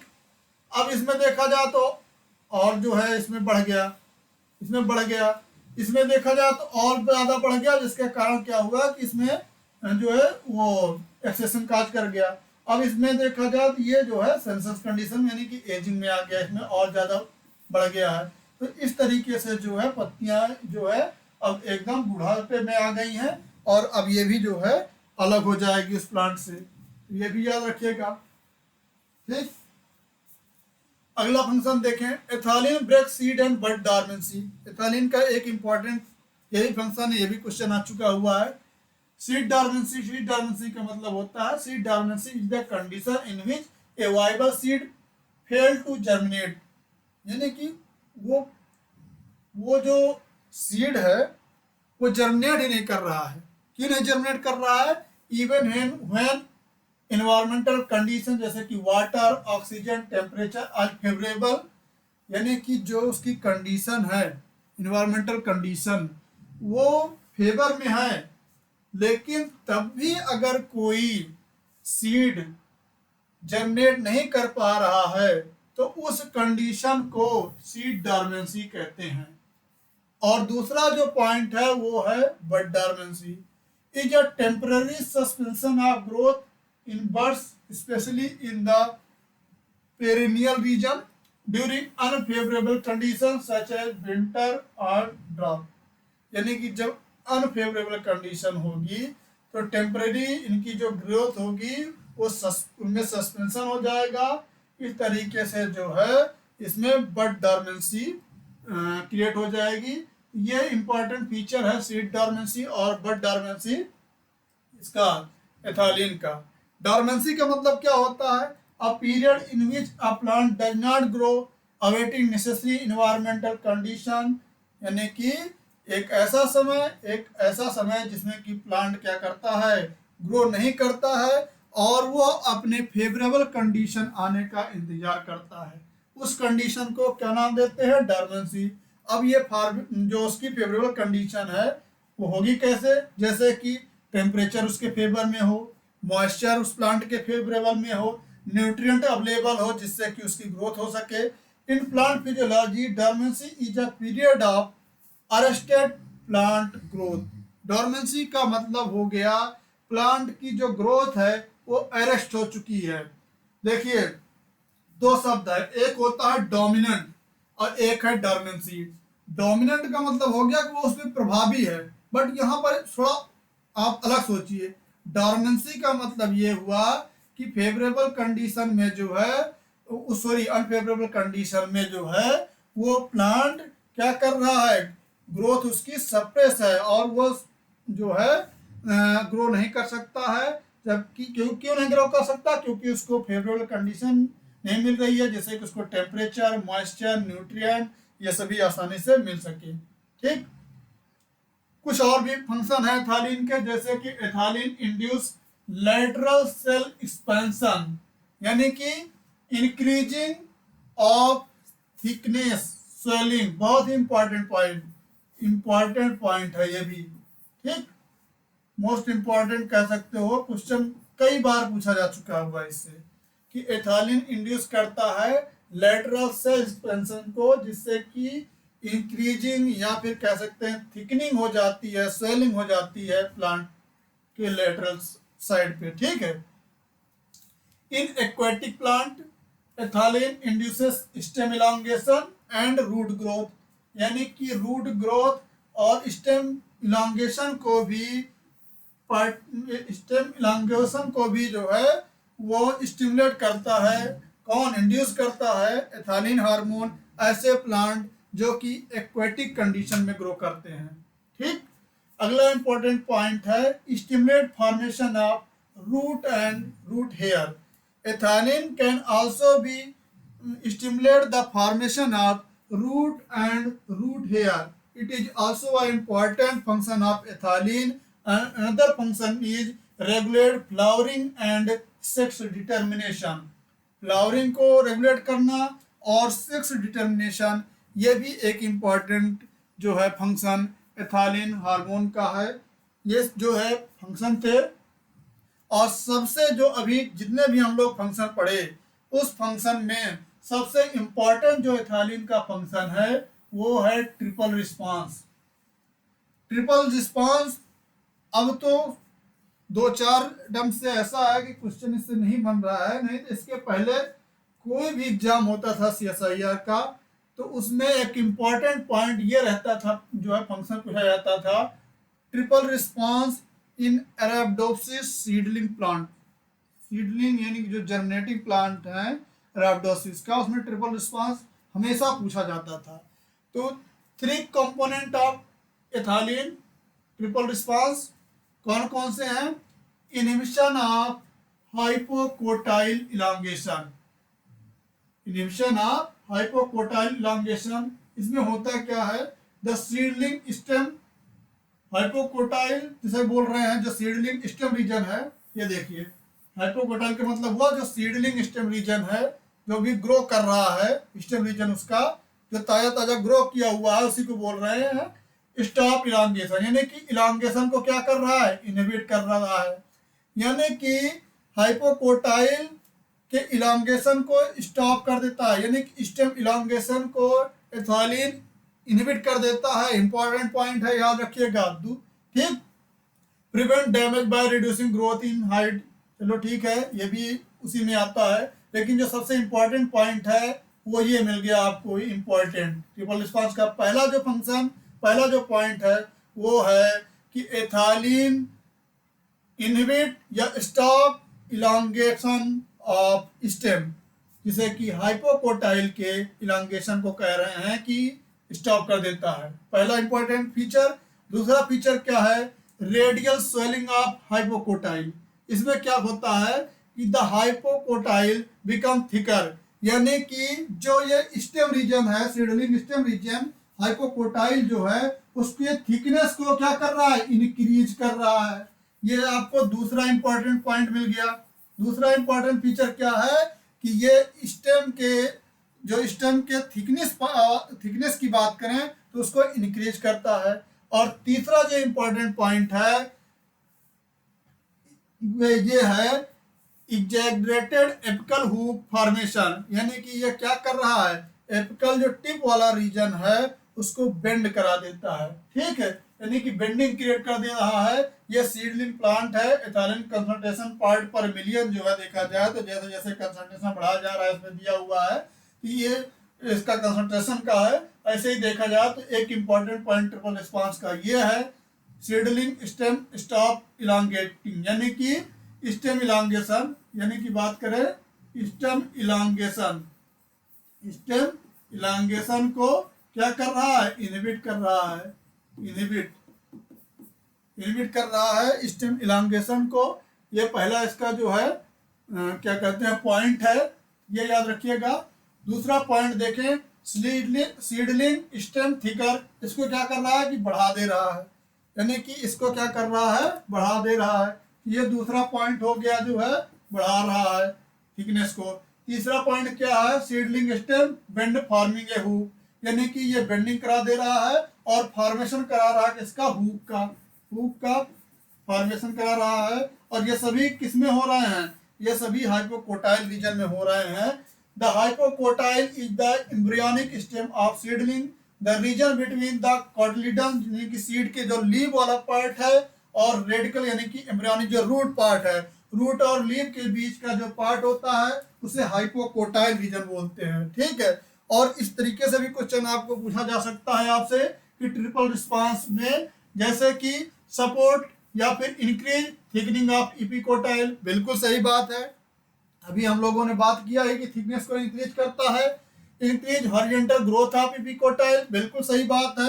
हॉरिजॉन्टल ग्रोथ का मतलब यही हुआ जो भी हम लोग बात कर रहे थे कि जो है वो बेंड, वो क्या कहते हैं एपिकल वाले रीजन को क्या कर रहा है, जो है इंक्रीज कर रहा है। ठीक, तीसरा जो इंपॉर्टेंट पॉइंट है, inhibit longitudinal growth of epicotyl, यानी कि स्टेम के इलांगेशन को इनहिबिट करता है। ट्रिपल रिस्पांस में केवल एक पॉइंट आपको याद रखना है कि स्टेम इलांगेशन को इनहिबिट करना है, यानी इपिकोटाइल रीजन को क्या करता है, इलांगेशन को इनहिबिट करता है। बाकी थिकनेस की बात आए या फिर बात आए हॉरिजॉन्टल ग्रोथ की, ठीक, या फिर आपसे दूसरे पॉइंट में पूछा जाए कि जैसे कि हुक की बात करें, सीडलिंग स्टेम की बात करें, एपिकल हुक फॉर्मेशन को इंक्रीज करता है, यानी कि दो रोल इसका पॉजिटिव वे में है, सपोर्ट करना, और एक रीजन जो कि इलांगेशन है वो काम का स्टेम का इनहिबिट करना है। यह ट्रिपल रिस्पांस हुआ इसका। अब देखिए कंफ्यूजन रहती है इपिकोटाइल और हाइपोकोटाइल में, ठीक है। तो इपिकोटाइल रीजन सबसे पहले देखिए सूट एपेक्स रीजन हो गया, जिसे कि प्लूम्यूल बोलते हैं, और उसके बीच में कोई बीच के ही पार्ट को बोलते हैं epicotyl part. above the cotyledons give rise to shoot stem, जो स्टेम रीजन होता है जो है पत्तियों के जस्ट नीचे का पार्ट, उसे ही बोलते हैं इपिकोटाइल। उसके नीचे कॉटिलिडन्स यानी कि सीड और लीव्स होते हैं। फिर उसके बाद hypocotyl part below the cotyledons become the stem base, और सबसे नीचे देखें तो रेडिकल बिकम्स रूट, सबसे नीचे के जो पार्ट होता है वो रेडिकल होते हैं, वही जा करके जो है रूट का फॉर्मेशन करते हैं। ठीक है, तो ये भी याद रखना आप लोग जो है। फिर उसके बाद देखें in 1901 Dmitry Neljubov, a graduate student at the botanical institute of Saint Petersburg in that were later term the triple response, इन्होंने ही टर्म दिया। इसमें इन्होंने क्या कहा कि रिड्यूस स्टेम इलांगेशन, वही घटा रहा है, बिल्कुल सही। इनकी लेटरल ग्रोथ, स्वेलिंग करा रहा है, बिल्कुल सही है, ये भी पॉजिटिव वे में देखा जाए तो लेटरल ग्रोथ करा रहा है। और एबनॉर्मल यानी कि जो है बात करें हॉरिजॉन्टल ग्रोथ जो है उसको क्या करा रहा है, अबनॉर्मल करा रहा है। ठीक है, ये भी जो है इंक्रीज में ही आएगा, जो हम लोग पहले बात कर चुके हैं कि दो पॉजिटिव वे में और एक निगेटिव में। ठीक, अब उसके बाद when the plant were allowed to grow in fresh air they regain their normal morphology and rate of growth, यानी कि अगर इन प्लांट को जो है नॉर्मल एयर दे दिया जाए, फ्रेश एयर दे दिया जाए, तो उस कंडीशन में क्या होगा, ये फिर से अपनी मॉर्फोलॉजी और रेट को जो है गेन कर लेंगे। अब कुछ जो है पेपर हैं जो प्रीवियस ईयर का क्वेश्चन पेपर हैं जिससे कि क्वेश्चन पूछा गया है, और ये बहुत ही आसानी से आप सॉल्व कर लेंगे। जैसे कि देखिए एक क्वेश्चन सीएसआईआर में 2 नंबर का आया है, which one of the following plant hormone use the two component histidine kinase receptor, two component histidine kinase receptor की बात कर रहा है कि कौन सा प्लांट हार्मोन है जो कि यूज करता है अपने सिंगल ट्रांजेक्शन को। तो हम लोगों ने भी बात ही किया कि जो एथाइलिन है वो जो है यूज करता है, यानी कि एथाइलिन यूज करता है, एथाइलिन। लेकिन इस क्वेश्चन में एथालीन ऑप्शन नहीं है। लेकिन एक हार्मोन और है जिसका नाम है साइटोकाइनिन, आगे आपको बताएंगे। तो ये भी एक ऐसा हार्मोन है, ये भी यूज करता है टू कंपोनेंट सिस्टम, याद रखिएगा। तो ये इसका ऑप्शन साइटोकाइनिन हो जाएगा। ठीक, एथालीन यहाँ पर नहीं है, तो अगर एथालीन होता यहाँ पर साइटोकाइनिन की जगह पर, तो वहां पर एथालीन सही होता। ठीक, which of the following is not part of triple response or it related p seedling to ethylene? Triple response का कौन सा जो है पार्ट नहीं है? तो अब देखिए, कह रहा स्टेंट ग्रोथ, बताइए स्टेंट ग्रोथ का मतलब हुआ स्टेंट इलांगेशन, तो क्या इनहिबिट करना, इनहिबिट कर रहा है, तो बिल्कुल सही कर रहा है, सही हो गया, ऑप्शन सही है। Increase radial expansion of cell of the stem, किनारे किनारे की कह रहा है कि उसकी ग्रोथ को जो है क्या कर रहा है कि एक्सपेंशन को जो है, स्वेलिंग को जो है इंक्रीज कर रहा है, तो बिल्कुल सही है। स्टेम को ये भी कराता है, ये भी सही है। लॉस ऑफ ग्रेविटी परसेप्शन, ऐसा कुछ हमने पढ़ा? ऐसा कुछ नहीं पढ़ा, ये गलत ऑप्शन है।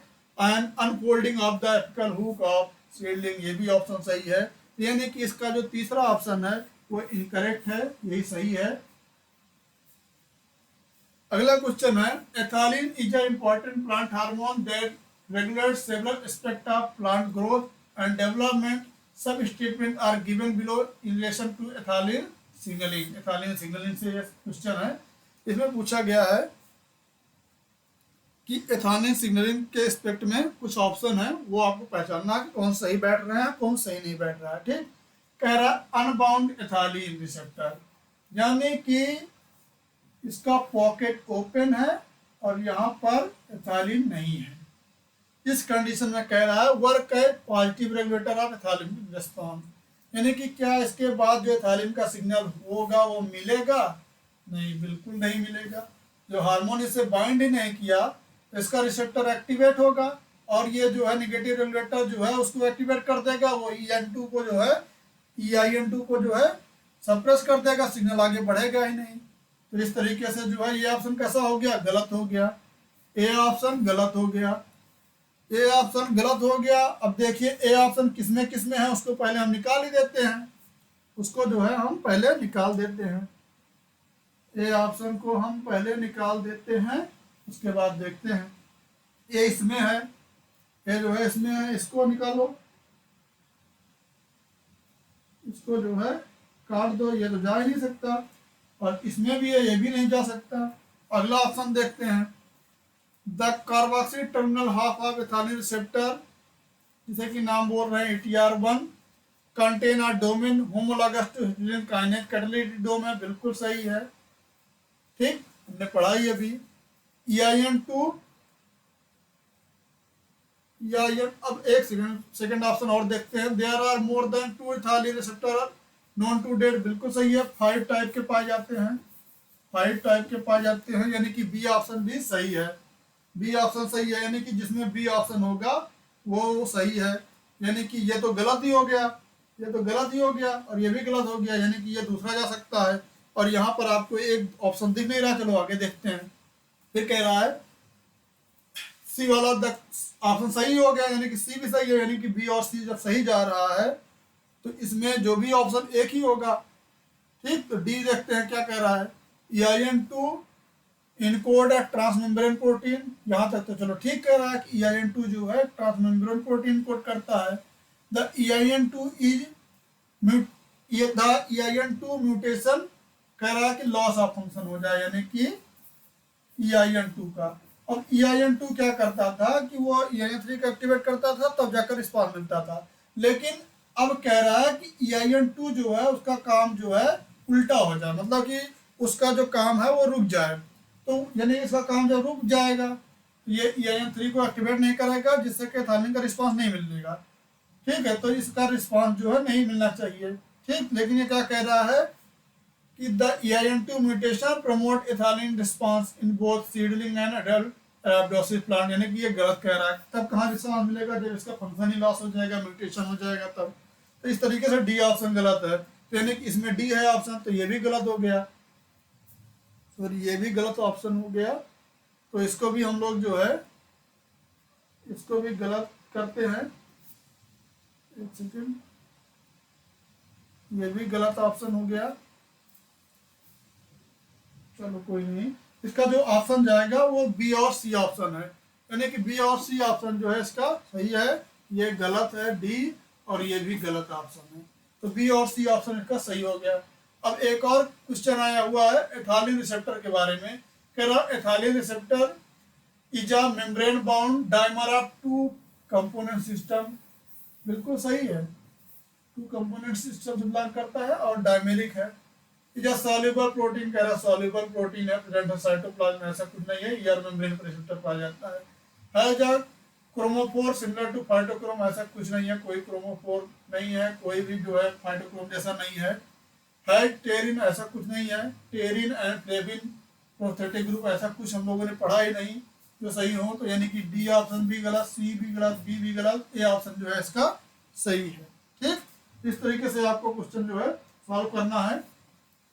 आगे देखें, लीव एब्सेशन किसका कैरेक्टर हो सकता है, लीव एब्सेशन के बारे में दिया है, क्या होता है।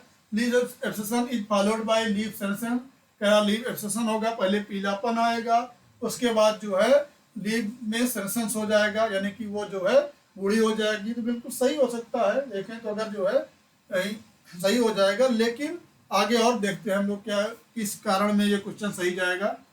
Is regulated by the hormone abscisic acid, गलत।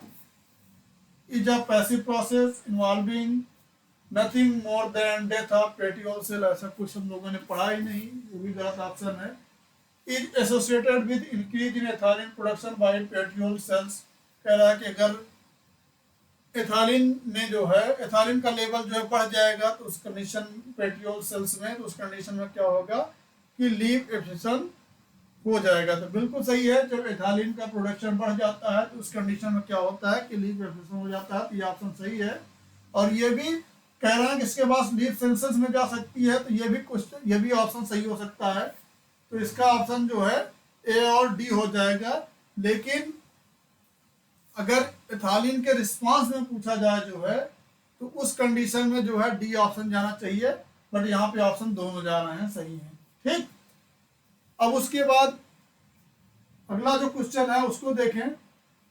विच of the following is incorrect about ethylene, सबसे पहले देखिए क्या कह रहा है, इनकरेक्ट पूछ रहा है।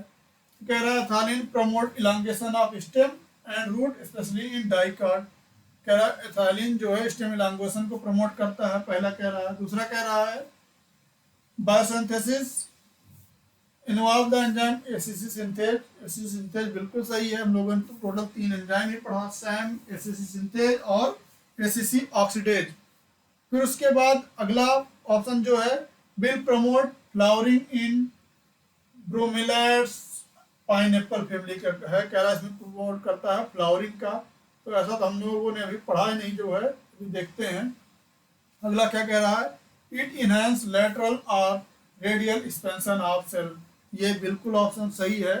But promote elongation of stem, stem elongation को स्पेशली रूट रीजन में कह रहा है, तो ऐसा कुछ नहीं है, हमने ऐसा नहीं पढ़ा। ट्रिपल रिस्पांस में हमने ये चीज पढ़ा था कि स्टेम इलांगेशन को क्या करता है, इनहिबिट करता है। तो इसका जो पहला ऑप्शन है वही गलत है। आगे देखें एथालिन को, is a synthesized from methionine amino acid, बिल्कुल सही है, पी ऑप्शन सही है, जिसमें पी होगा वो सही है। पी तो चलो सभी में है, ये किसी में नहीं है, ये गलत हो गया।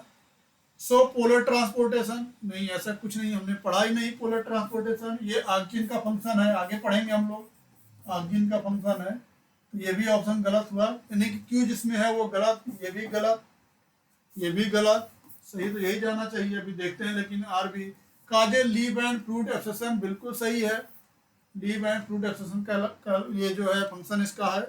इस primarily in root tip, primarily बोल रहा है, यहाँ पर टर्म आ गया है प्राइमरली, इस वजह से ये भी ऑप्शन जो है गलत जा रहा है आपका, क्योंकि इसकी जो सिंथेसिस होती है वो ऑलमोस्ट ऑल पार्ट में होती है, ऑल पार्ट में, बट डेवलपमेंटल स्टेजेस पे वो डिपेंड करता है कि कैसा है, जैसे कि मेस्टमेटिक रीजन वगैरह हो गया, इंटरनोडल रीजन हो गया। प्राइमरली टर्म कह रहा है इन रूट टिप्स, इस वजह से ये गलत है, एस ऑप्शन भी जो है गलत हो गया। तो इसका जो ऑप्शन जाएगा वो पी और आर जाएगा, इस तरीके से जो है ये ऑप्शन सही होता है। ये ऑप्शन जो है सही जाएगा इस तरीके से। तो ये एथालीन, पूरा एथालीन हार्मोन था जो हम लोगों ने आज बात किया। इसमें हम लोगों ने कुछ भी नहीं छोड़ा है। क्वेश्चन जो भी आएगा यहीं से आएगा, बाकी आगे से कहीं नहीं आएगा। आपने अगर इतना तैयार कर लिया मैटर तो आपको आगे पढ़ने की जरूरत नहीं है। पूरे बुक का मैटर है ये जो है, ठीक है, जिसको कि सिंपल फॉर्म में आपको पढ़ा दिया गया हुआ है और कहीं और जाने की जरूरत नहीं है। बस ऐसे ही आप लोग जुड़े रहिए। आइए मिलते हैं हमारी पूरी टीम से। ये हमारी पूरी टीम है। कितनी आसानी से क्वेश्चन निकल गया, इसीलिए हम लोग कहते हैं अगर सिलेक्शन की है आस तो आइए हमारे पास, यानी कि आस एकेडमी पर, जो कि आपके लिए लाया हुआ है सिर्फ 5,999 रुपये में 6 महीने का कोर्स है और 4 वेल एजुकेटर हैं। आप देख ही रहे हैं सबकी जो है एलिजिबिलिटी जो है, क्वालिफिकेशन क्या है। सभी ने सभी जो है JRF क्वालिफाई है, गेट भी क्वालिफाई हैं और आपको अच्छे से तैयारी कराएंगे सभी एजुकेटर, ताकि आप सभी का ज़्यादा से ज़्यादा सिलेक्शन हो सके। तो आज की क्लास में बस इतना ही। थैंक यू सो मच आप सभी को।